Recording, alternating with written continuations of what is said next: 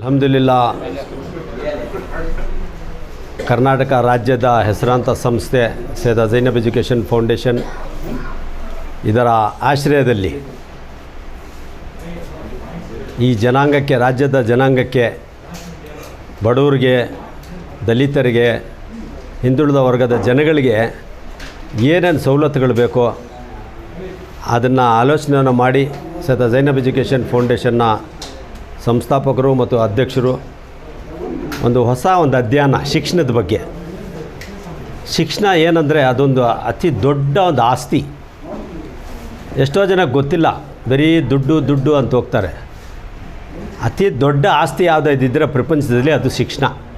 ಅದು ಯಾವುದೇ ಧರ್ಮ ಇರಲಿ, ಅತಿ ದೊಡ್ಡ ಆಸ್ತಿ ಶಿಕ್ಷಣ. ಈ ಶಿಕ್ಷಣ ಕೊಡಿಸ್ಬೇಕು. ಎರಡು ಭಾಗ ಇದರಲ್ಲಿ.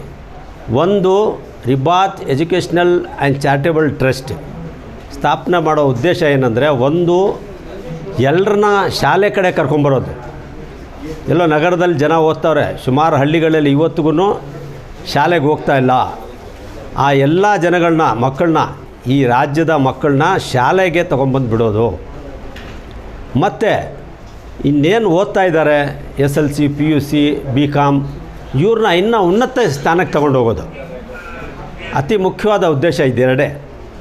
ಇವತ್ತು ಏನು ಮಾಡ್ತವ್ರೆ, ಸಾಮಾನ್ಯವಾಗಿ SLC, PUC ಏನೋ ಜೀವನಕ್ಕೆ ಏನು ಬೇಕೋ,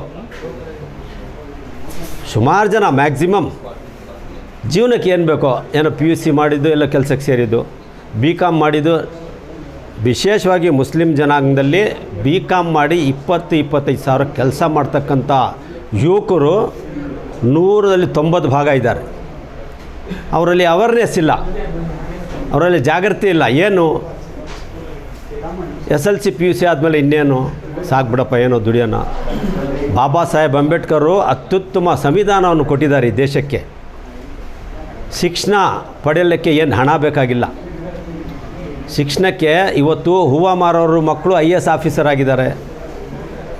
ಆಟೋ ಓಡಿಸೋ ಇದೇ ಕೋಲಾರ ಜಿಲ್ಲೆಯಲ್ಲಿ, ನಮ್ಮ ರಾಜ್ಯದ ಕೋಲಾರ ಜಿಲ್ಲೆಯಲ್ಲಿ ಅವರಪ್ಪ ಆಟೋ ಓಡಿಸೋದು. ಇವತ್ತು IAS ಎಕ್ಸಾಮ್ ಪಾಸ್ ಮಾಡಿದ್ದಾರೆ. ಓದಬೇಕು, ಶಿಕ್ಷಣ ಪಡಿಬೇಕು, ಛಲ ಇರಬೇಕು.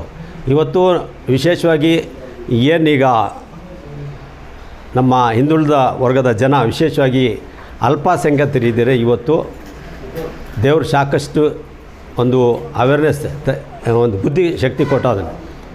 ಆ ಬುದ್ಧಿಶಕ್ತಿಯನ್ನು ಎಜುಕೇಷನ್ ಕಡೆ ಆಗ್ತಾಯಿಲ್ಲ. ಇವತ್ತು ಇದನ್ನು ಅವೇರ್ನೆಸ್ ತರಲು ಇವತ್ತು ಸೈಯದ್ ಝೈನಬ್ ಎಜುಕೇಷನ್ ಫೌಂಡೇಶನ್ ವತಿಯಿಂದ ರಿಬಾತ್ ಎಜುಕೇಷ್ನಲ್ ಚಾರಿಟಬಲ್ ಟ್ರಸ್ಟ್ ಅಂತ ಇಡೀ ರಾಜ್ಯದಲ್ಲಿ ನಮ್ಮ ಚೇರ್ಮನ್ ಸಾಹೇಬರು ಅವ್ರ ಜೊತೆ ಒಂದು ಟೀಮ್ ಇಡೀ ರಾಜ್ಯ ಪ್ರವಾಸ ಮಾಡಿ ಒಂದು ಹಂತಕ್ಕೆ ತರ್ತಾ ಇದ್ದಾರೆ. ಅದರ ಅಂಗವಾಗಿ ಇವತ್ತು 4ನೇ ತಾರೀಕು ಬಾಬಾ ಸಾಹೇಬ್ ಅಂಬೇಡ್ಕರ್ ಭವನ ಇಲ್ಲಿ 4ನೇ ತಾರೀಕು 10 ಗಂಟೆಯಿಂದ 1 ಗಂಟೆವರೆಗೂ ವಿಶೇಷವಾಗಿ ಏನು PUC ಮತ್ತು ಗ್ರ್ಯಾಜುಯೇಟ್ಸ್ ಇದ್ದಾರೆ, ಇಂಥ ಓದೋ ಮಕ್ಕಳಿಗೆ ಒಂದು ಕಾರ್ಯಕ್ರಮನ ಇಟ್ಕೊಂಡಿದ್ದೀವಿ. ಆ ಕಾರ್ಯಕ್ರಮದಲ್ಲಿ ತಾವೆಲ್ಲರೂ ಭಾಗವಹಿಸಬೇಕು. 4ನೇ ತಾರೀಕು ಶನಿವಾರ 10 ಗಂಟೆಯಿಂದ 1 ಗಂಟೆವರೆಗೂ ಈ ಕಾರ್ಯಕ್ರಮ ಇರ್ತದೆ. ಅದರಲ್ಲಿ ಅತ್ಯುತ್ತಮ ಒಂದು ಬೋಧಕರು ಬರ್ತಾ ಇದ್ದಾರೆ. ಅವ್ರ ಮಾತುಗಳು ಕೇಳೋದು ನಿಜಕ್ಕೂ ಆ ರೆಕಾರ್ಡಿಂಗ್ ಎಲ್ಲ ಸಿಗ್ತದೆ. ಆದರೆ ಈ ಥರ ಅವಕಾಶಗಳು ಸಿಗಲ್ಲ ತಮಗೆ.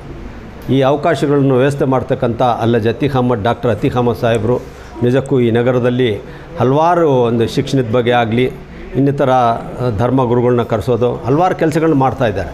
ಇದನ್ನು ಸರಿಯಾಗಿ ಉಪಯೋಗವನ್ನು ಪಡಿಬೇಕಂಥೇಳಿ ಈ ಮೀಡಿಯಾ ಮುಖಾಂತರ ನಾನು ಕೇಳ್ಕೊತೀನಿ.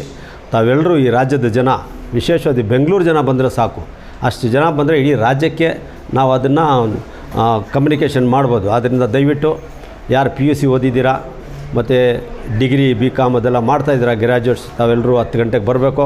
1 ಗಂಟೆವರೆಗೂ ಕಾರ್ಯಕ್ರಮ ಇರ್ತದೆ. 4-5 ಜನ ಈಗಾಗಲೇ ನಮ್ಮ ಚೇರ್ಮನ್ ಸಾಹೇಬರು ಹೇಳಿದ್ದಾರೆ, ಅವರ ಒಂದು ಭಾಷಣಗಳಿರ್ತದೆ. ಆ ಭಾಷಣ ಕೇಳಿದರೆ 1-2 ಅವರ್ ನಾನು ಅಂದ್ಕೊತೀನಿ ತಮ್ಮ ಒಂದು ಜೀವನದ ಶೈಲಿ ಬದಲಾವಣೆ ಆಗುತ್ತೆ. ಆ ರೀತಿ ಭಾಷಣಕಾರರು ಬರ್ತಾಯಿದ್ದಾರೆ. ತಮ್ಮ ಜೀವನದ ಶೈಲಿ ಬದಲಾವಣೆ ಮಾಡಬೇಕಂತ ಉದ್ದೇಶದಿಂದ ರಿಬಾತ್ ಎಜುಕೇಷನಲ್ ಚಾರಿಟಬಲ್ ಟ್ರಸ್ಟ್ನ ಎಲ್ಲ ಜವಾಬ್ದಾರಿ ವಹಿಸಿರ್ತಕ್ಕಂಥ ಅತೀಕ್ ಅಹಮದ್ ಸಾಹೇಬರು ಪ್ಲ್ಯಾನ್ ಮಾಡ್ತಾಯಿದ್ದಾರೆ. ಇದರಿಂದ ತಾವೆಲ್ಲರೂ ಉಪಯೋಗ ಪಡಿಬೇಕು, ತಮ್ಮ ಜೀವನ ಉತ್ತಮ ಆಗಬೇಕಂಥೇಳಿ ಈ ಸಂದರ್ಭದಲ್ಲಿ ಕೇಳ್ತಾ ತಮ್ಮೆಲ್ಲರಿಗೂ ಮತ್ತೊಮ್ಮೆ ಈ ಕಾರ್ಯಕ್ರಮಕ್ಕೆ ಆಹ್ವಾನ ನೀಡುತ್ತಾ ನಾನು ಮಾತು ಮುಗಿಸ್ತೀನಿ. ಜೈ ಹಿಂದ್, ಜೈ ಕರ್ನಾಟಕ.